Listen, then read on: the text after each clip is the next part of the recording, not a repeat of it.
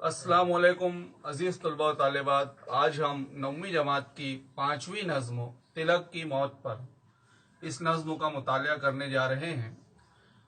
दरअसल ये नज़्म एक मरसिया है, शख्सी मरसिया, और इसके शायर पंडित ब्रिज नारायण चकबस्त हैं। अजीज तलबा, सबसे पहले हम लोग देखते हैं पहली बात में यहाँ पर मरसिया के ताल्लुक से मालूमात दी गई है कि मरसिया ऐसी नज़्म को कहते हैं जिसमें किसी की मौत पर मरने वाले की खूबियाँ बयान करके रंजो गम का इजहार किया जाता है।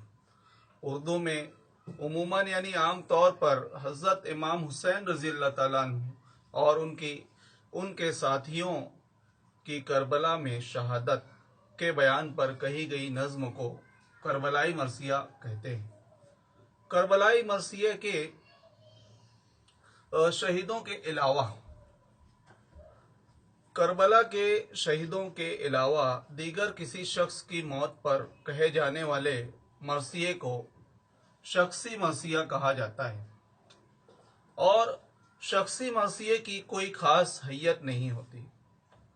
जैसे कि मिर्ज़ा असदुल्ला खां गालिब ने अपने भांजे आरिफ का मरसिया लिखा, उसी तरह मौलाना अल्ताफ हुसैन हाली ने मिर्ज़ा गालिब का मरसिया लिखा, और शायर मशरिक डॉक्टर अल्लामा मोहम्मद इकबाल ने दाग दहलवी इनका मरसिया लिखा। झैल में यानी कि आप जो किताब दरसी किताब आपके सामने है, तो ये जो सबक यहाँ दिया गया है कि इसमें जंग आज़ादी के एक मशहूर रहनुमा बाल गंगाधर तिलक, उनका मरसिया दिया गया है जिसे चकबस्त ने तहरीर किया है, जिन्हें लोकमान्य तिलक भी कहते हैं। दरअसल बड़े ही हर दिल अजीज रहनुमा थे, इसलिए मराठी में इन्हें लोकमान्य यानी जो लोगों में मकबूल थे, लोकमान्य तिलक, इस तरह का खिताब, और उसी नाम से वो मशहूर हो गए। बच्चों, आइए जान पहचान का जो हिस्सा है वो देखते हैं। शायर ब्रिज नारायण चकबस्त, इनके ताल्लुक से कुछ जानते हैं। पंडित ब्रिज नारायण चकबस्त का तखल्लुस चकबस्त था।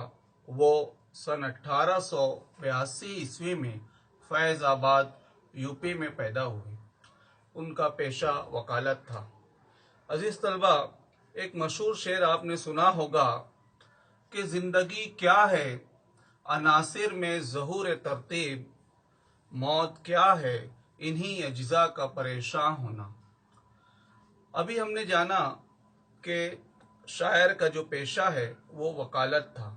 इब्तिदा में वकालत का जो पेशा था उसमें उन्हें कोई मुवक्किल नहीं मिलते थे, तो उस ज़माने में अपनी शौकिया तबीयत के सबब पंडित ब्रिज नारायण चकबस्त ने अपने दोस्तों के दरमियान एक शेर कहा था, जो बाद में किस तरह वो उस वक्त तो वकला की उनके हालात जो है उनको बयान करता है कि उन्होंने कहा कि हम लाए मुवक्किल को इसे तदबीर कहते हैं, वो फंस के भाग गया उसे तकदीर कहते हैं। अजीज तलबा, पंडित ब्रिज नारायण चकबस्त जो है उनकी इब्तदाई तालीम के लिए एक मौलवी साहब को मुकर्रर किया गया, और घर पर ही उर्दू फारसी की उनकी तालीम हुई, और बाद में वो एक आज उन्हें दुनिया मशहूर शायर की हैसियत से जानती है, और उनकी शायरी में कौम वतन की मोहब्बत के जज्बात का पता चलता है, का इजहार मिलता है, और वो नज़्म के ख़ास तौर पर नज़्म के शायर थे। उनकी शायरी में हिंदुस्तानी तसव्वुरात का रंग मिलता है। दरअसल चकबस्त का जो ज़माना था, उस ज़माने में हिंदुस्तान अंग्रेज़ों का गुलाम हुआ करता था, और एक बदलते हुए हिंदुस्तान को चकबस्त ने देखा है, क्योंकि हालात तेज़ी से बदल रहे थे और तहरीक आज़ादी जोर पकड़ती जा रही थी। आगे जान पहचान में अगर आप देखें तो चकबस्त की जो किताबें हैं, आसिफुद्दौला का इमाम बाड़ा, फूल माला और रामायण का एक सीन, ये उनकी मशहूर नज़में हैं और कुलियात चकबस्त के नाम से उनकी नज़मों का मजमुआ शाये हो चुका है। 1926 में 44 साल की उम्र में एक केस की सुनवाई के बाद जब वो लौट रहे थे, उस वक्त तो उन्हें फालिज का दौरा पड़ा और 44 साल की उम्र में 1926 ईस्वी को उर्दू के ये अजीम शायर हमसे जुदा हो गए। अजीज तलबा, आइए पहला बंद जो है उसकी बुलंद ख्वानी करते हैं। मौत ने रात के पर्दे में किया कैसा वार, रोशनी सुबह वतन की है कि मातम का गुबार, मुआर का सर्द है सोया है वतन का सरदार, तुनतुना शेर का बाकी नहीं सूनी है कछार, बेकसी छाई है तकदीर फिरी जाती है, कौम के हाथ से तलवार गिरी जाती है। आइए पहले वन की तशरीह देखते हैं हम लोग। 1 अगस्त 1920 इतवार का दिन था, बरसात का मौसम था और रात का वक्त। कुछ दिनों से निमोनिया से अलील इलालस के सबब यानी बीमार थे कुछ दिनों से लोकमान्य तिलक। 64 साल उम्र हो चुकी थी और इस अजीम रहनुमा लोकमान्य तिलक ने बॉम्बे, जिसका मौजूदा नाम मुंबई है, वहाँ पर अपनी आखिरी सांसें ली और सुबह होते होते चार सू यानी के चारों सिमत मौत की खबर सारे हिंदुस्तान में फैल गई। शायर ने इसी बात को बयान करते हुए कहा कि रात के पर्दे में मौत ने छुप कर वार किया और वतन की सुबह की रोशनी भी ऐसा महसूस हो रहा था जैसे मातम से गर्द आलूद हो। अंग्रेजों के खिलाफ आज़ादी की जंग जैसे थम गई। मुल्क का सरदार ऐसा लगता था कि सोया हुआ है, जैसे शेर के चले जाने से शेर का गार खामोश है और शेर का जो रोब है वो भी बाकी न रहा हो। मुल्क के अवाम के चेहरों पर बेबसी थी और मुल्क की आज़ादी का जो सफ़ा शायद तकदीर से तलाश किया जा रहा था, वो तलाश खत्म होती नजर आ रही थी और महसूस होता था कि गोया कौम के हाथों से तलवार गिर गई हो। अजीज तलबा, अगला जो बंद है वो देखते हैं। उड़ गया दौलते नामू से वतन का वारिस, कौम मरहूम के एजाज कोहन का वारिस, जान निसार अजली शेर दकन का वारिस, पेशवाओं के गरजते हुए रन का वारिस, थी समाई हुई पूना की बहार आंखों में, आखिरी दौर का बाकी था खुमार आंखों में। अजीज तलबा, दूसरे बंद की तशरीह देखते हैं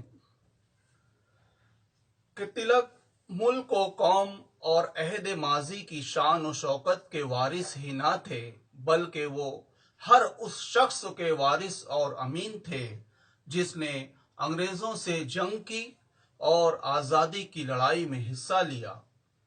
तिलक हजरत टीपू सुल्तान रहमतुल्लाह अलैह की शुजाअत और दूर अंदेशी से बहुत मुतासिर थे।